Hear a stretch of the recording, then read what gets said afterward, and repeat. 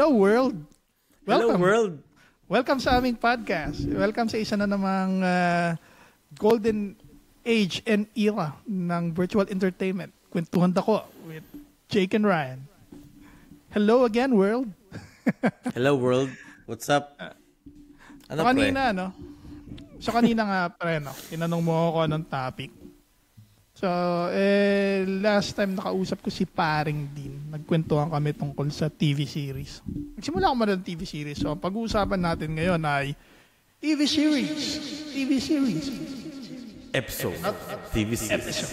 Yeah. Tal, yung recent fond memories mo ng bata ka, imposibleng hindi ka nanonood ng TV series.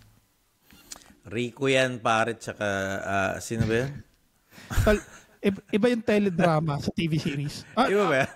Although TV series siya. TV series din yun eh. Sige.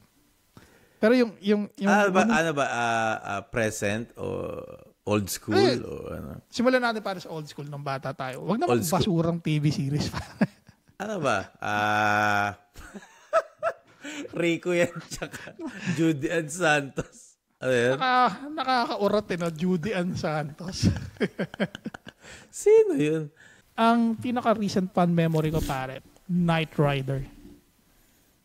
Kilala Knight Rider?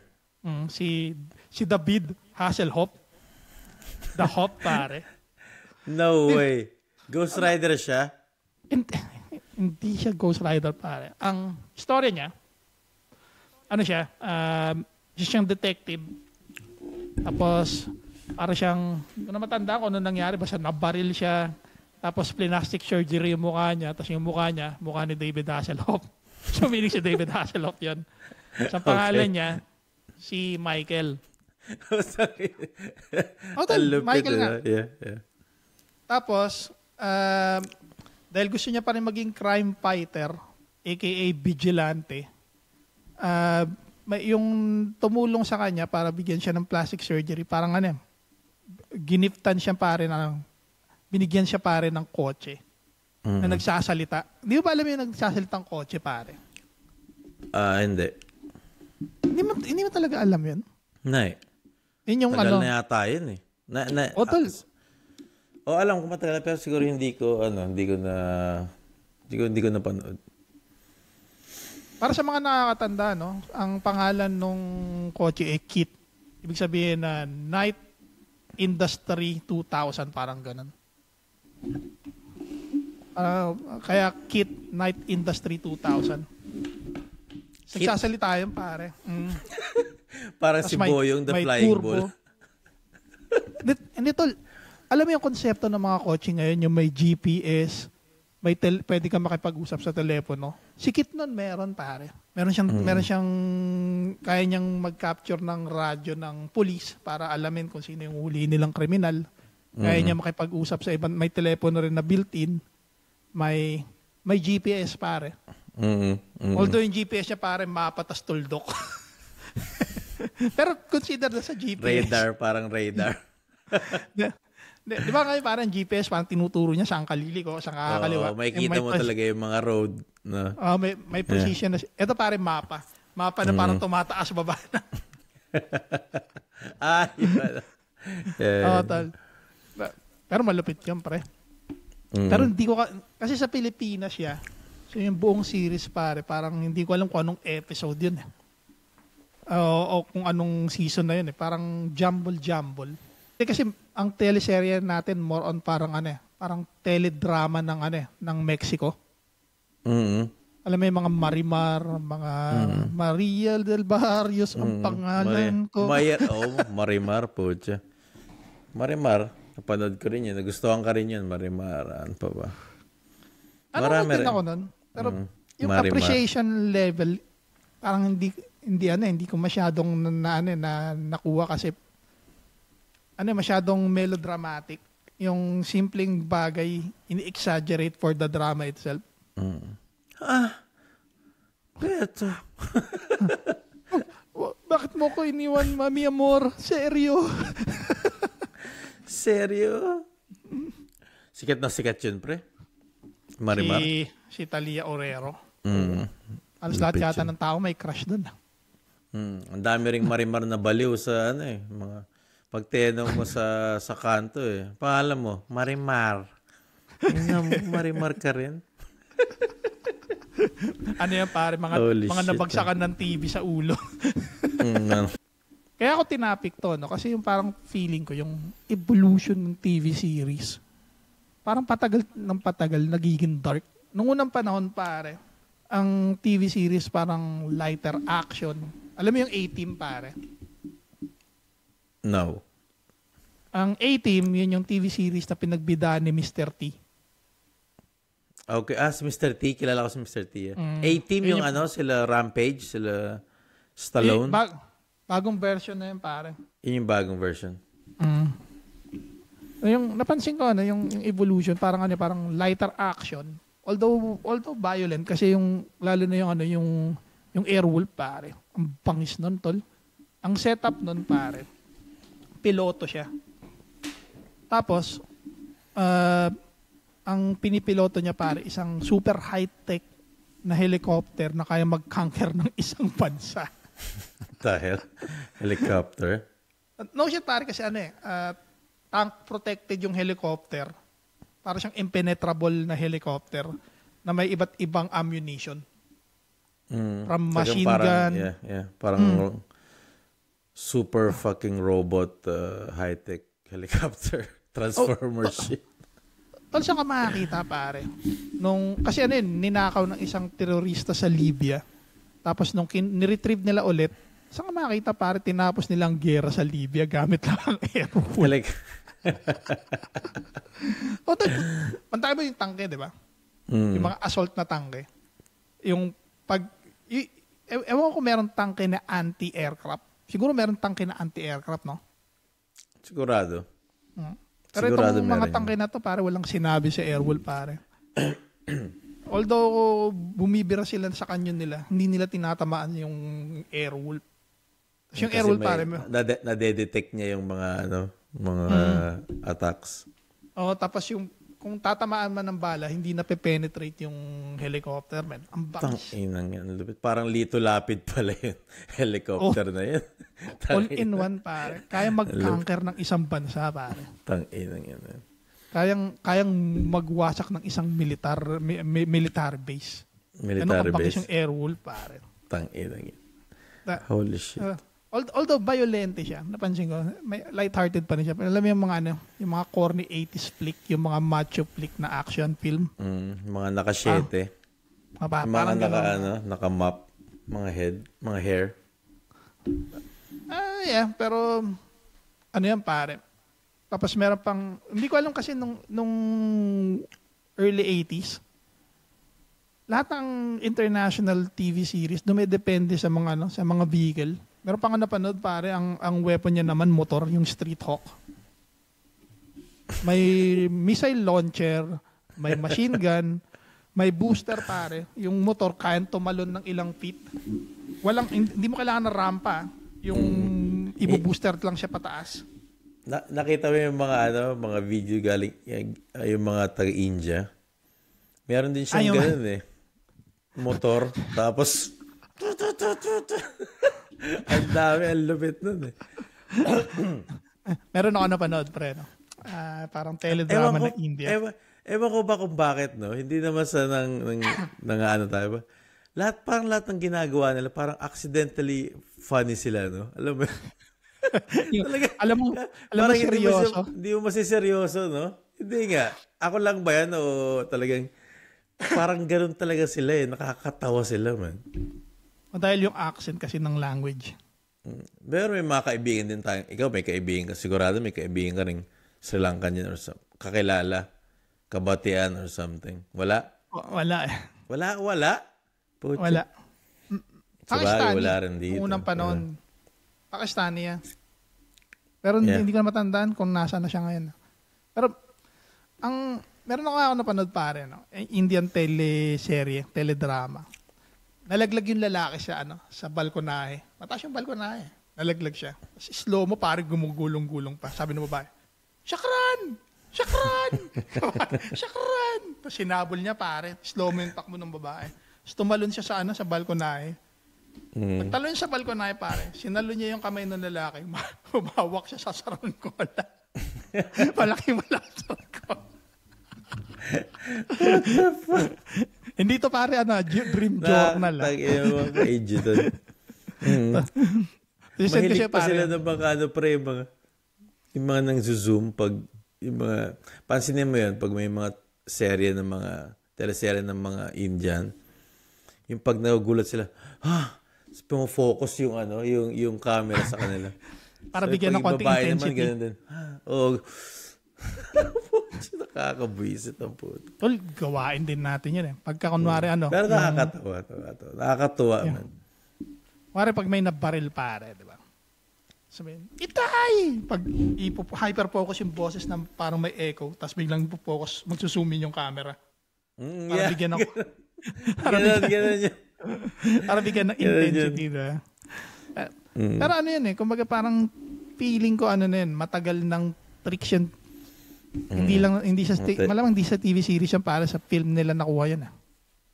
Parang nakakatawa lang yung mga idea yun. Pero, yeah. Ano pa ba? Mga TV series na malulupit. Pero habang nag-iisip ka pre, no? So, na-realize ko, patagal ng patagal, ang TV series, padark ng padark. Isipin mo pare yung Narcos. What do you mean parang, yung mga darker, getting parang brutal, parang gano'n? Hindi kasi parang patagal ng patagal, pa-realistic ng pa-realistic. Diba? Isipin mo ba? Before ng Narcos, pare, ang pinaka-brutal kong napanood, double S na TV series. Alam mo yung ibig sabihin nun? Suksukan ng buwiset? SB yun, pare. Pero hindi, ibig sabihin ng pare, Swords and Sandals. Swords and Sandals? Alam mo yung Spartacus? I think so. Pinagbasihan siya pare ng mga film na kagaya ng Gladiator, ano pa ba? Mga 300, mga ganun. Mga 300 o. Yun sa pinagbasihan. Okay. Yung Spartacus pare, yung story niya, Roman times. Sa kauna-unahang rebel leader na ang pangalan si Spartacus. Dati siyang gladiator slave. Brutal yun, pre. Meron din isang, nakalimutan ko kung anong number ng series na yan, tsaka anong season eh. Meron doon isang gladiator na malaki yung ethics. Meron talaga yung gladiator malaki yung ethics. Tapos,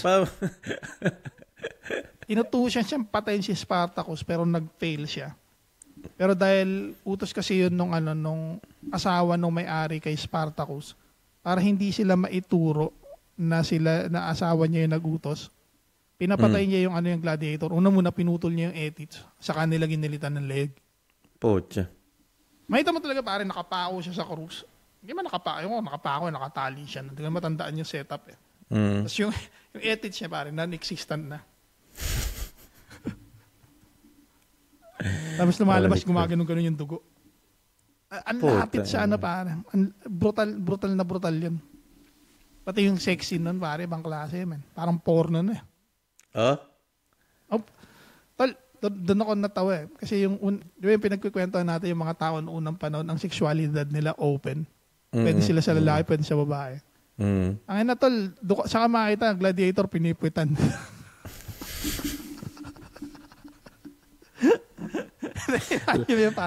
Like and subscribe, guys. We love you, future listeners. Huwag na kayo magpanggap.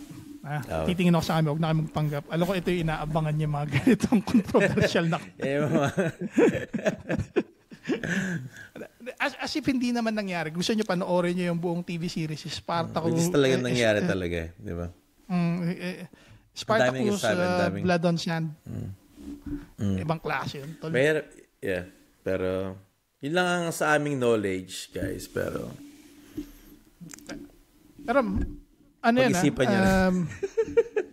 Hindi kasi hindi ko alam kung bakit. Siguro dahil nakatira na tayo ngayon sa sa isang digital world na halos lahat ng bagay, kung maglalabas ka ng series na parang docu-series about Roman times, kailangan malapit doon kasi yung mga tao Madali na sa kanilang hanapin yung information sa internet eh. Hindi na sila pwedeng gumawa ng hocus-pocus na story.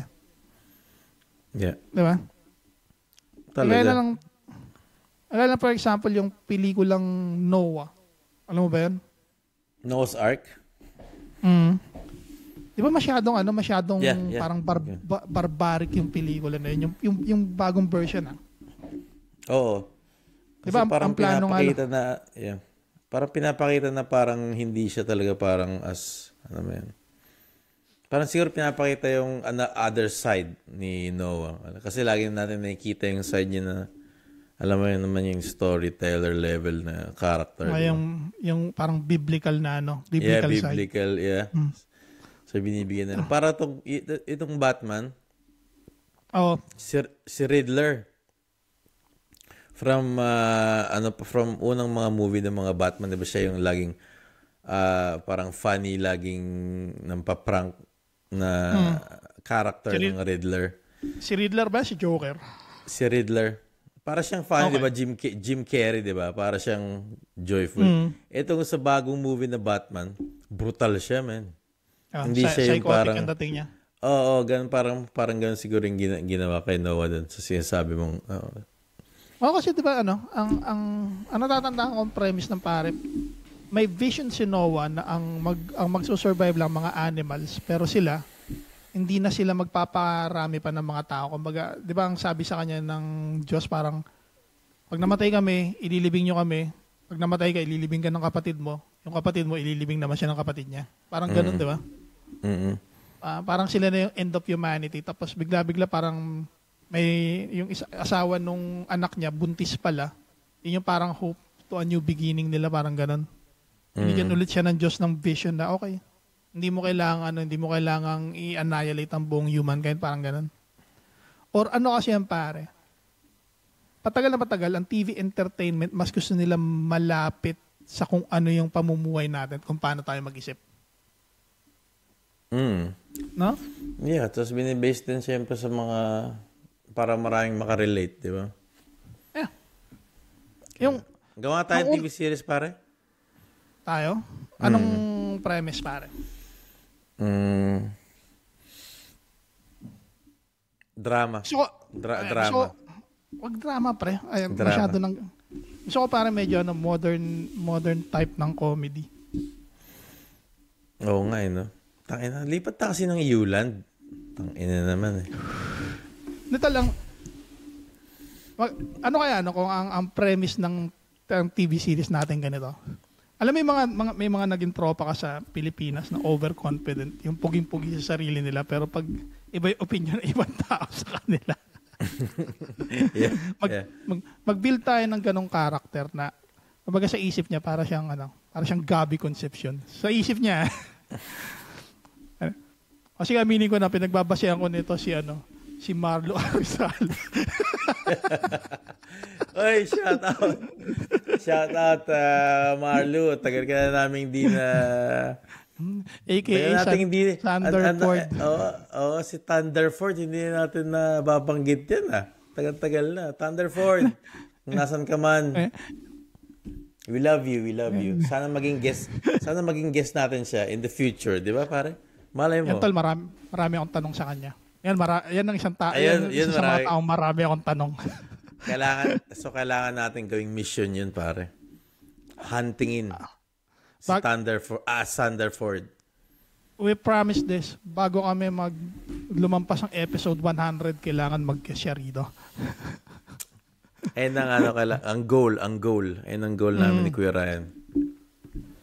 Pero, yun yung naisip ko, parang isang character na overconfident pero wala siyang self-awareness.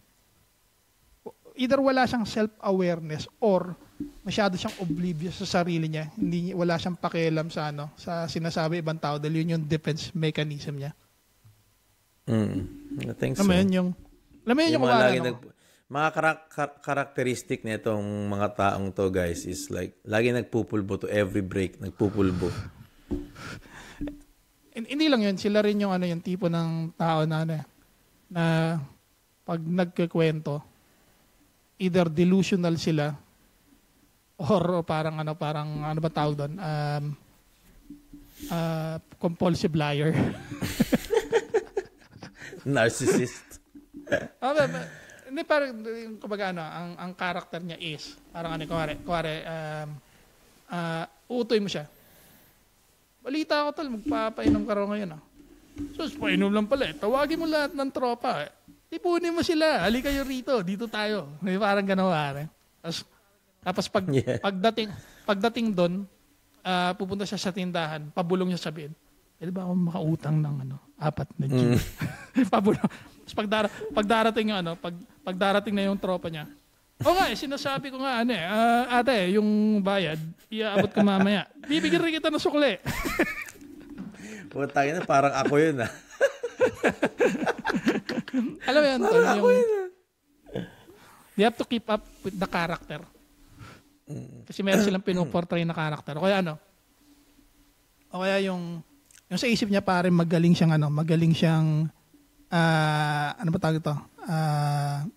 Talker pagdating sa babae. Kaya niya makasilo na maraming babae.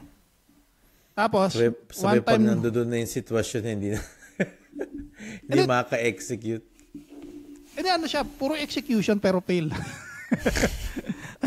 Alam mo yung pare alam mo yung feeling ko nakakatawa, yung ilalagay ka sa isang napaka-awkward na sitwasyon na hindi mo alam kung alam mong walang lusot, alam mong sobrang palpak, sobrang supalpal nung diskarte mo, pero andun pa rin yung confidence mo na ituloy-tuloy lang yung buong senaryo. Parang nanonood pa ng dalawang parang wala ka ng choice Kailangan mong i-pursue to. Kailangan mong roll with it. Roll with the punches, pare. Roll with the punches. Parang nanonood pare ng ng coaching babangga. Alam mo na mababangga pero hindi mo matanggal yung mata mo sa screen. Parang ganun, pare. Alam mo trahedya mangyayari pero tuloy-tuloy pa rin. Ano sa palagay mo sa ganong TV series? Makikita ba yung mga ganun? Pag nag-drive sabay, iilawan lang sila ng isang malaking spotlight. Di ba? Tapos yung sound effect ng brakes, alam mo na kung ano nangyari. Ano yan, pare? Yung kay Helen Bella? Sa mga ganun, di ba? Ganun yung mga typical na senaryo, di ba? Pag mababangga sa mga teleserye. Mga ganun yan. Di mo makikita nag-crash yun. Hindi mo rin nakikita ng basta yun lang makikita mo. May ilawan siya ng headlight. Pagdating nung kamag-anak mo, magulang mo, tatay mo, kapatid mo, o mahal mo sa buhay, asawa mo, patay ka na. Tapos makikita mo pare, tumatakbo ng yung asawa mo, Ignacia! Tapos for some reason, pare, overimpose yung luha. Yung luha parang parang tulo ng galing sa eardrums. Ignacia! Tapos pare, ipopokus sa kanila yung camera, tapos habang umiiyak ka, bigla kang sisigaw sa langit. Hindi! Alam mo, dream ko rin yung maging director, pare. Mahirap na trabaho yan, tal. Ang dami kong gustong gawin, man. TV series. Okay sa akin sa entertainment industries na, yung nagbabato lang ng ideas. Yung magpipitch ka lang ng idea. Parang mas trip ko yung ganun. Kasi parang mas may control ako sa isang bagay. Kasi pag director ka, although may control ka, pag high-rated na artista ang ang dinidirect mo, parang, alam mo yun, ang tao may ego Parang hindi ko yata kaya yan, pare. Ikaw yung acting? And ibig sabihin, yung uutusan mo isang taong gawin yung isang bagay precisely kung paano mo gusto. Kasi director ka Yeah, ganun talaga yan, man. Yan talaga yan. Kaya karamihan ng director, pare, sigaw na sigaw I think, sinabi ni Kuya, ibase natin si Kuyang din, yung mga, si Robin daw, walang palag yung mga director sa kanya, man. Number 1 kasing action star siya sa Pilipinas So isipin mo yung level ano daw yung puta na bad boy, man. Robin Padilla, idol. Saan ka makakita, pare? Tapos dating si Kuya din marinig niya, bugok yun. Sumisilip sa bintana sa jealousy. Kuya din. Bugok yun. Callback yan kay Paring Jun. Paring Jun, Hills.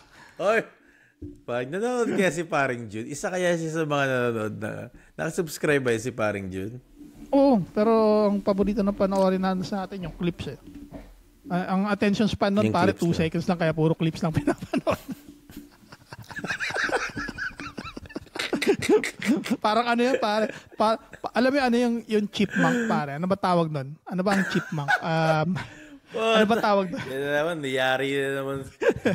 Niluto ka na naman, di ba? Wala parang chip. Magrad ka. Parang chipmunk. So ano, no? Kung mapapansin yun, siguro kaya rin interesting manood ngayon ng streaming na TV series. Kasi malapit na sila sa kung ano tayo yung buhay natin. Although, pag inisip mo, boring. Pero hindi. Yung TV series na Breaking Bad, nagsimula sa boring kasi teacher ka ng chemistry na naging ano ka, na naging drug dealer ka. Naging drug baron ka. Ayun pre, Breaking Bad, speaking. Maganda yun. Pinanood ko yun. Alam mo yung kauna ng napaka-dark na na modern time na TV series? Let me think. Ikaw lang, baka mag-guess ko. Sige pare.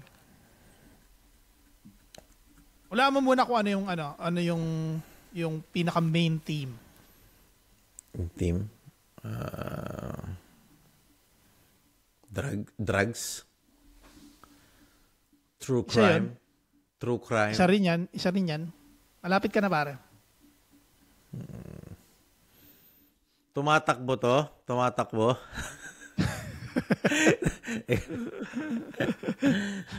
Welcome sa Kwentuhang Bano. Malapit ka na pare. Sige, true crime. Tapos? You're hitting pare siya, on the right spot. Hitman siya para siyang hitman. Malapit pare. Malapit ka na pare. Scarface? Movie. Tol. I-ano mo sa kabilang side. Kadikit ng Scarface. Godfather? Malapit na pare. Hindi series na pare. Sikat na sikat to. Yun lang alam ko eh. Pare gangster TV series Sopranos. Tangin na pre. Like, sabi mo sa akin, tangin na pre, panoorin mo yung Scarface, di ba? 10 minutes. Tangin, nakakatulog ako. Ay, ewan ko, ikaw o si Vlad nagsasabi sa akin na Scarface. Hindi ko pa napapanood yung Scarface, pre. Lumang film kasi parang para sa'yo, parang hindi ka interested dahil one, yung action scene masyadong pace out na. Yung cinematography, hindi mo nagugustuhan kasi hindi siya tumatakbo ng 4K. pero yung mga nakapanood ng dati, sabi nga rin ni Abby, maganda daw eh. Story-wise pare, maganda. Kasi siya from nothing into one of the biggest drug syndicate sa Florida. So in short, para siya naging Pablo sa Florida. Saka makakita pare yung... Pero hindi to true to life. True to life ba to? Ang pinagbasihan siya sa isang 1940s na film na ang pangalan din Scarface. Pero... so hindi to siya... So fictional character lang siya. Hindi siya... Para sila actually, ang pinagkaiba niya doon sa black and white na Scarface is Italiano yung black and white. Siya naman, taga-Cuba. Dissident siya ng Cuba, pare. Nalala mo yung nung pumasok na sila Fidel Castro sa Cuba, maraming Cubano ang umalis at tumalon ng Amerika. Isa siya ron, pare. Yeah. Ano ba pangalan niya? Si Montana. No. Yeah. Yeah. No, hindi pala kilala. No, yeah.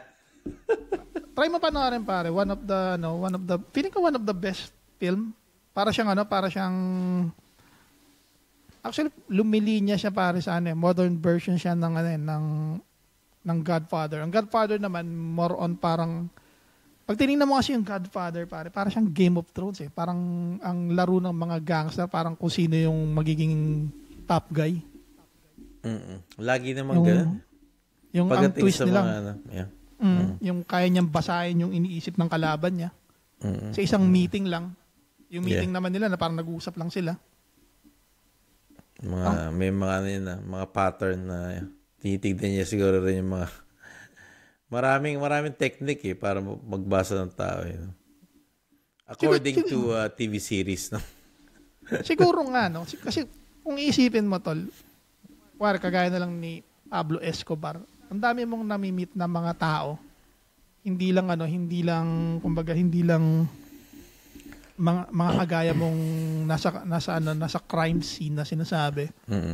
Pero may nami-meet ka rin ng mga sikat na nagkakaroon ka ng psychology kung paano kilalanin ng isang tao. Yeah. 'Di ba? Parang mga ganun kasing tipo ng mga tao, parang kaya sila ganun din kasi nag-iingat din sila eh. Kasi pag nasa top of the food chain ka, pare, ang daming gustong kumuha ng trono mo. Di ba? Kaya kailangan magaling kang kumilatis ang mga tao. Ganun naman talaga yata. Pre, pagka nasa nasa top tier ka, laging may laging gustong mag-dethrone sa'yo.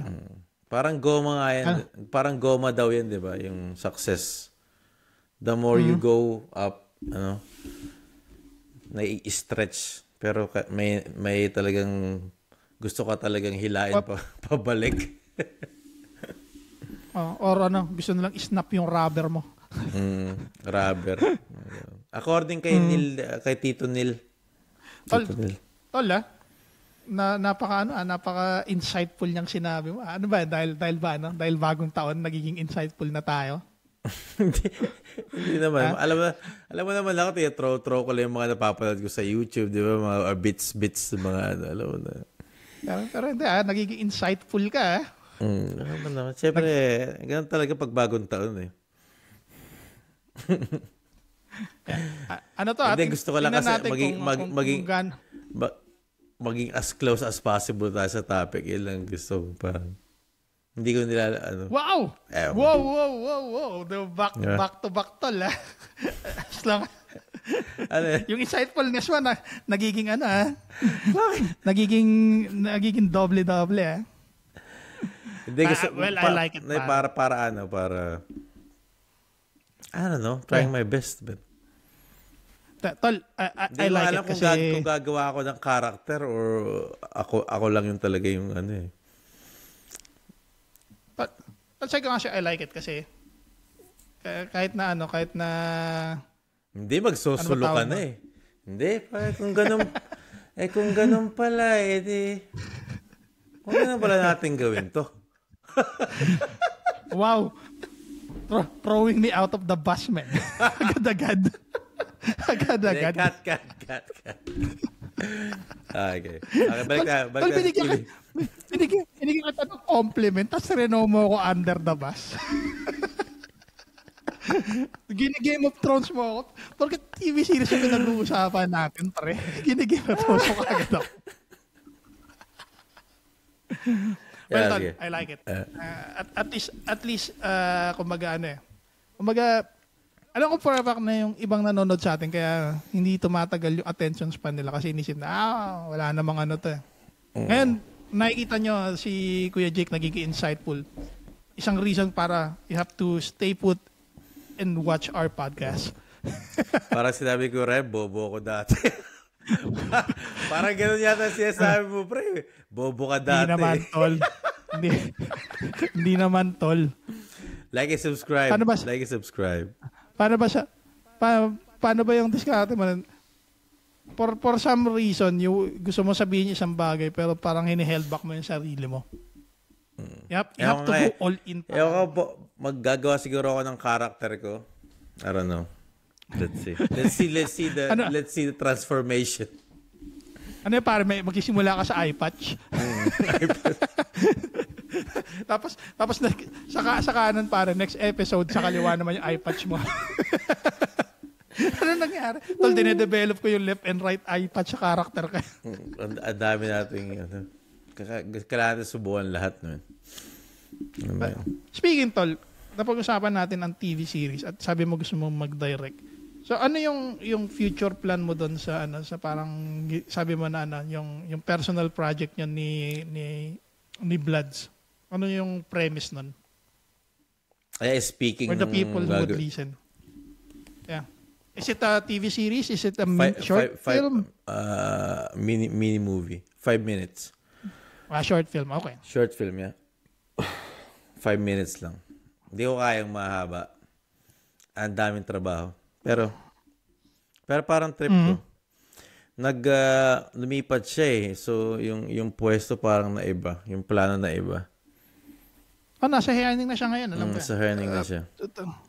To those people who doesn't know, ang hairning, isa siya sa, malaki, pero isa sa city ng Yulan. Yeah. Yung sinasabi nilang the Triangle City of Yulan. Ang Haning, Bibo. Ano ba? Haning, Bibo. Ano pa ba yung mga city doon? Strua. Triangle yun. Hindi, 3 city yun pare. Haning, Bibo, at saka meron pang isa nakalimutan ko na. Ewan ko. Tangan si Ernie Barong. Pero next pod, sasabihin ko kung ano yung pangatlong city na yan. Yeah. I-search natin. Dito na tayo sa Denmark eh. Baka nakakalimutan lang, pero nasaan na tayo. Kaya kwentuhang dako. Guys, kaya kwentuhang dako is because we live in Denmark. Yeah. Ang DK, ano yun, monetary sign ng Denmark. Yung pera nila, pag nakita nyo, hindi kroner, DK. Lupit. Kasi mga mukha kaming pera. Hindi lang kami attention whore, mukha pa kaming pera.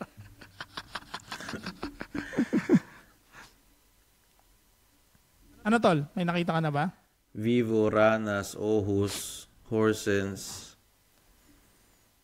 Silkeborg, Vejle. Silkeborg pare. Silkeborg, yeah. Ay, Vejle pala, Vejle. Vejle.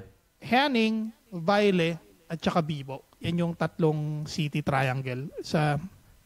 Iba kasi ang Horsen. Parang second biggest city ng Copenhagen, ng Denmark. Copenhagen. Pangatlo ang Odense. Pangatlo ang Aalborg.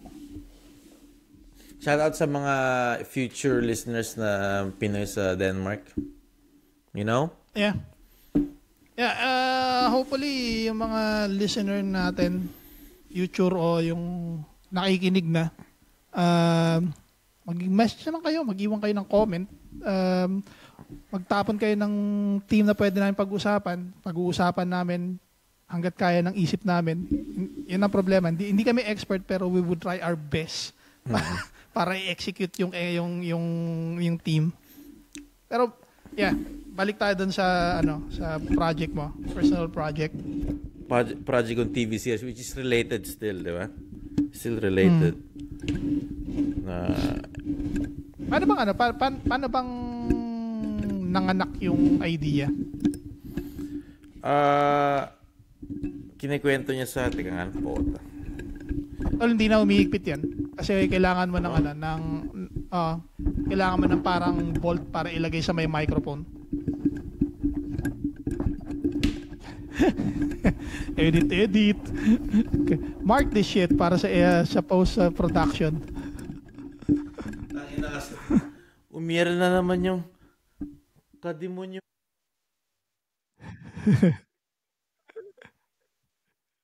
Hindi mo maigpit yan, pre. Kailangan mo ng parang bolt na ilalagay mo sa loob ng mic. Hindi yan magkasukat eh. So ayan, wala na naman si Kuya Jake, no?